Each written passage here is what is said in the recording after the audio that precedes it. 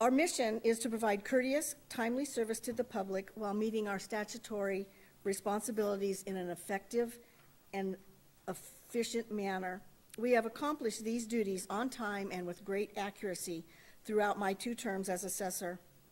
Department of Revenue comparison reports have ranked my office at the top of the state with respect to efficiency, timeliness, and meeting statistical targets. All of that is now at risk. Our office has not been adequately funded. We are on the edge of disaster. Here's our organizational chart. It says at full staffing, the assessor employs 44 people in 6 departments: residential appraisal, commercial appraisal, appraisal support, which also includes our levy specialists, segregation and mapping, senior disabled exemptions, and personal property. Only 14% of that is supervisory, including the chief deputy assessor and me. Here's a description of the services that we do. These 6 departments must complete a wide array of activities required by statute each year, including the annual revaluation of existing property, appraisal of new construction, annual physical inspections, current use appraisal, and the management of current use programs.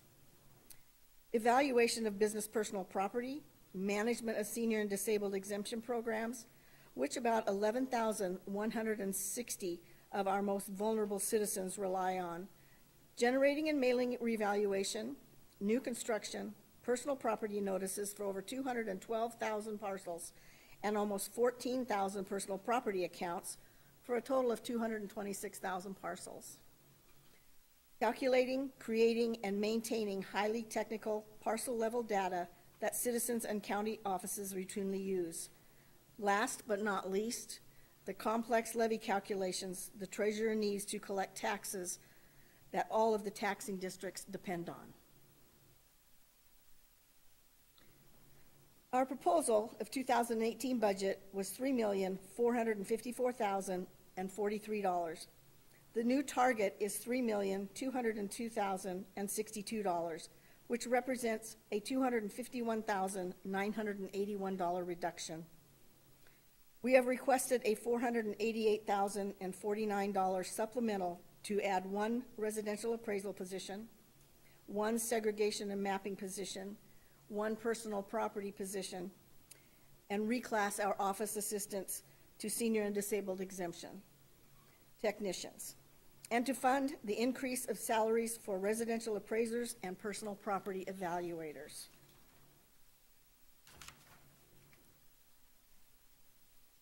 Here's a little pie chart for the things that we do. As you can see, 96% of our current budget consists of payroll expenses, which leaves just 4% for maintenance and operations. And 80% of that 4% goes to mailing and printing expenses required to meet our statutory obligations. That leaves us with $28,800 to manage our office annually. We can barely accomplish our required annual work given our current level of funding. In 2016, we lost 6 appraisers to retirement. 1 resigned for a much higher paying position in the private sector. Over the next 10 months, we were unable to replace those appraisers because salary the county offers is below the offered by some of our neighboring counties. As a result, we have fallen about 4.5 months behind in our statutory requirement work. Indeed, the fact that we completed it all is a testament to our work ethic, my fantastic staff, and the efficiencies we have developed under such an austere budget. Consider this. According to Department of Revenue comparison reports, of the 39 Washington counties, only Whitman is funded at a lower level than Spokane on a parcel basis. Further, we are spending less than half to accomplish our work now than we did in 1995 in an inflation-adjusted dollars. We also are fortunate to have a stellar IT support that has made us more efficient, a luxury most counties do not have. What we lack is not an innovative or entrepreneurial spirit, it is the funding to adequately support our operations. Regarding our level of support to the county general fund compared to other departments, clearly there is no department that contributes more than the assessor's office does. The revenue our annual work generates is what funds all 55 taxing districts. This is not sustainable over the long term on an even current budget. The funding situation is so tenuous that ordinary disruptions like retirements can throw our workflow into chaos. A budget increase is the only viable long-term solution. If we are required to reduce our budget, the results would be catastrophic, not only to the county coffers, which receives less than 11% of the total revenue, but to school districts, cities, fire districts, tax increment financing districts. To meet our reduction target, we would have to eliminate an office assistant 3 from senior disabled exemptions, 1 commercial appraiser, and 2 residential appraisers. Our 2 office assistants are critical to our senior disabled program because they provide support that allows the technicians to focus on processing new and renewing applications. Bear in mind that due to the changes in the law and county demographics, our technicians are already processing well over twice as many applications than they did in 2008 with 1 fewer technician. Consequently, it already takes about 4 months to process an exemption, which makes that a person submitting an application in February will not receive the exemption until May at the earliest, which means that the applicant will be responsible for the first half taxes. These are our most financially vulnerable people we serve. In fact, 80% of them receive a level A exemption, the highest limit allowed. Eliminating an office assistant would put us at least 5 to 6 months behind, which means a person applying in May would be responsible for both halves of the taxes before the application could be processed and a refund issued. Eliminating a commercial appraisal position will force us to redistribute parcel scheduling to remaining appraisers. At peak efficiency, commercial appraisers are able to complete their work in a timely and accurate manner.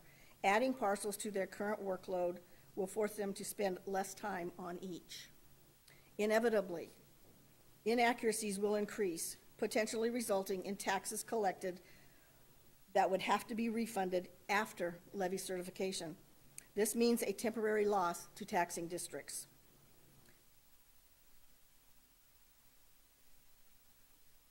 Here shows our staffing levels. Eliminating 2 appraisal positions will have even more devastating consequences. As you can see, we have already reduced our appraisal staff by 5 employees since 2009. Current staffing levels make it challenging to complete our statutory required work, even in an average year. Spokane is experiencing explosive growth in residential sales, and that dramatically increases the amount of valuation work we have to do. In fact, the booming real estate market forces us to double the amount of comp time we allow our appraisers to accumulate during the months of March through June. On the bright side, increasing values and skyrocketing new construction means potentially increased revenue for taxing districts and, of course, the county. It means a reduction in levy rates, which our constituents always welcome. Of our current staff of 12 residential appraisers, 2 are brand new to Washington State, 2 are brand new to Spokane County, 2 have only been certified for a few months, and 2 are unaccredited trainees who don't start until next week. As you can imagine, completing both revaluation and new construction next year will be very difficult. Both with a full and fully trained staff, we will be able to catch up in a few years. However, reducing our residential appraisal staff by 2 will make it impossible to finish either revaluation or new construction. Worse yet, by law, new construction can only be added as new construction in the year it is permitted. If our appraisers do not add it that year, it will never be added as new construction, representing new revenue. Revenue will inevitably decline and levy rates will go up to meet taxing district budget requirements, which means that Spokane County taxpayers will pay higher taxes. Like the one in Kendall Yards, just south of us, who rely on their bond repayments a responsibility that could devolve upon the county or expose the county to costly lawsuits. Now consider again, the over 11,000 seniors and disabled people who would then be responsible for one or both halves of their taxes. They would be financially devastated. Also bear in mind that levy rates are established before the Board of Equalization hears most appeals. Inaccuracies that arise because appraisers are carrying too large a workload often are not discovered until appeal is heard. If values must be changed and taxes refunded, that could result in a permanent loss of revenue to the taxing districts. Also, commercial and residential appraisers have a role in processing segregations to create new parcels. Given current staffing levels, we already cannot maintain our usual level of customer service and maintenance to the tax rolls. Lenders, titles companies, and builders all rely on segregations to sell property.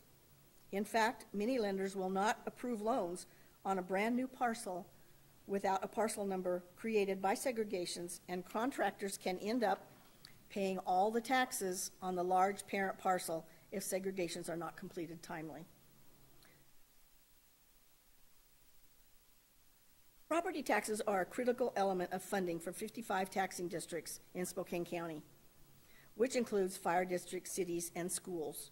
Washington law requires the assessor to follow an approved 6-year plan to ensure all property is assessed on an annual basis. Position cuts would jeopardize completion of the plan and result in a loss of revenue. Additionally, the assessor's office must maintain a parcel numbering system which includes maps. The assessor administers several state programs that are labor-intensive. Any reduction in staffing will result in non-compliance with programs such as senior and disabled exemptions and current use farm and agriculture. Since 2010, the Spokane County Assessor's Office has consistently met or exceeded statistical standards measuring the level of assessment and uniformity of assessment. To achieve these statistical targets and remain on time with respect to the state calendar, advanced programs and methods have been implemented, making this office one of the most efficient in both Washington and nationally. The Assessor's Office is continually exploring improved methods and software applications through professional organizations, trade publications, vendors, and applications used by other counties.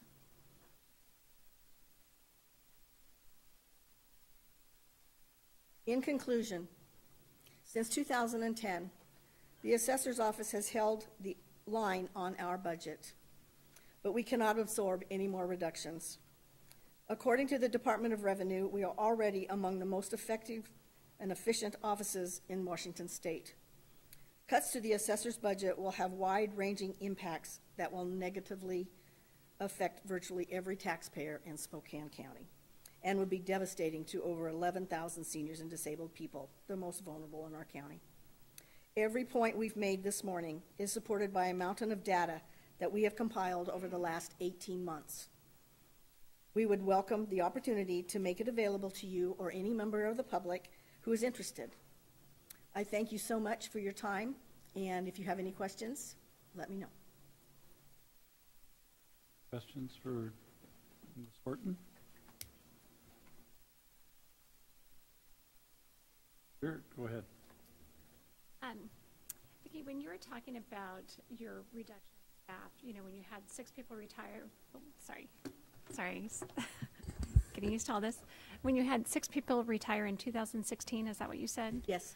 And so when you were showing your numbers, they were holding steady. Are those just because those positions are unfilled at this time? I just wanted They held steady because we've had the same staffing since then. And then we lost, and now we're gaining back. It's been a shell game since then, trying to fill the empty positions. But we've had the same 44 since I started in 2011.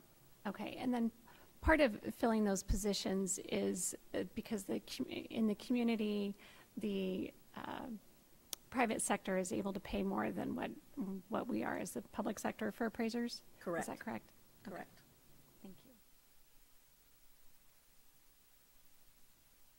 So, so have you spent any time looking at other mechanisms or other ways to where the amount of time spent on appraisals can be reduced, or I know that we've had conversations about maybe added tablets, doing some other things with regard to technology that might help.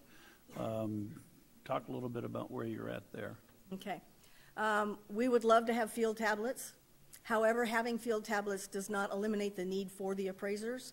All it does is speed up the process and makes them able to complete the schedules as they increase. Every time we have a segregation, a large plat, their parcel count goes up. And with the same amount of appraisers, it's difficult for that to happen. Field tablets are probably, I would say, 3 to 5 years out. We just got back from Texas for our vendor conference, and they have no plans at this point. In order to get a field tablet, we would have to change vendors. Harrison Govern has a really awesome field tablet. However, it would be a $6 to $10 million switch, because Ascend would have to be switched along with us also. They have a courthouse application. So it's a very expensive endeavor to change providers.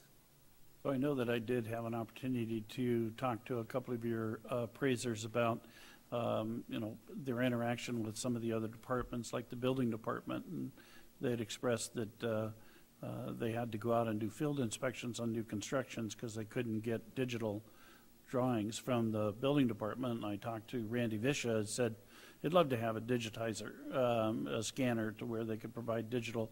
And so things like that, I mean, if that's a capital investment that we can make to get a scanner and digitize drawings so that you guys don't have to go out in the field, I mean, those are the kind of efficiencies that I think that, would certainly help reduce the amount of the challenge we have ahead of us. And so, that's something that I clearly could see that we could put on our agenda to make that part of the process a little bit less stressful for your inspectors. I'd rather have them spending time doing data and stuff like that than driving out to a site that could consume a lot of time. But are there other things that maybe other departments can do that would help reduce the amount of, I don't want to say non-productive, but time-consuming aspects of your calendar that we could look at? With respect to that question, no, because we are technically trained, certified, and you cannot just send somebody out to do, pick up stuff. Data entry, if you want to give us data entry people, that would be appreciated. That would help save them on their time. What takes a lot of time too is appeals.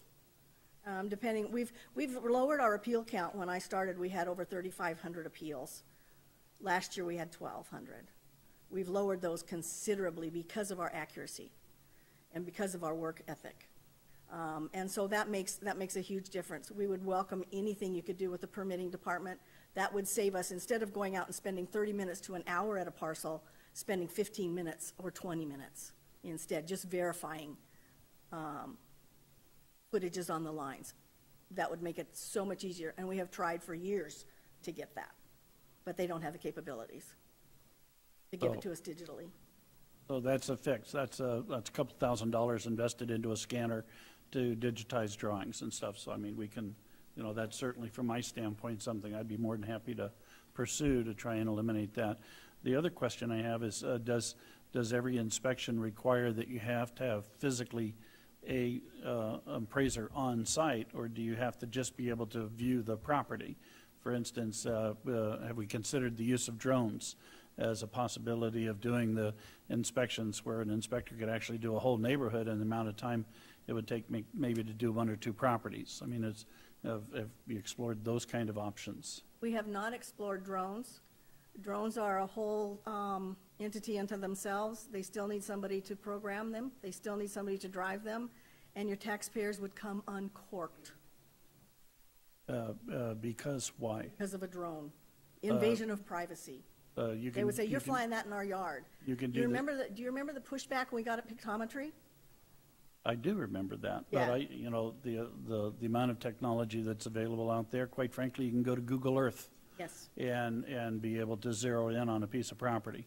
The challenge is that Google Earth doesn't update as frequently as you might think, but it's the same technology. Right. And it's the same, if you want to argue about invasion of privacy, it's no different in terms of the technology, in terms of the outcome. It's just a matter of how you're deploying it.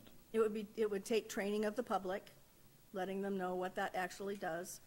There would have to be a drone for just about every appraiser. I don't know what they cost. You can't, it's something when, Mr. French, when you go out into the field, you have to physically, according to state law and IAAO, you have to physically look at that property yourself. You have to take a picture of it, and you have to make sure all of our components are correct to that parcel. And they do that once every 6 years with 1/6 of the county. So by the time the 6-year plan is up, they have inspected and physically looked at every single parcel in the county. So I don't know how a drone would work. I mean, you could get one and see how it works, because I've never really gone into it, but somebody has to drive it. It can't just be out there by itself. Oh. I'm open if you can figure it out Yeah. to save money and save time, yeah. Do the appraisers have the authority to walk onto the property? Yes, they do. Okay, thank you. More questions? Okay, well, thank you so much for your time. Wallace? Commissioners, the assessor's office was the only presentation that we had scheduled for this morning, so we have concluded that earlier. Hopefully that has allowed you enough time to answer and ask all the questions that you found necessary. And with that, we would not be scheduled for another presentation until after lunchtime at 1 o'clock. Very good, then. So we will, because it's all part of the same presentation, instead of adjourning, we're just going to recess until 1 p.m. here. We'll reconvene here in the chambers for the board. And until then, everybody enjoy your lunch. We are in recess. Commissioners, we do have lunch for you available in the other room.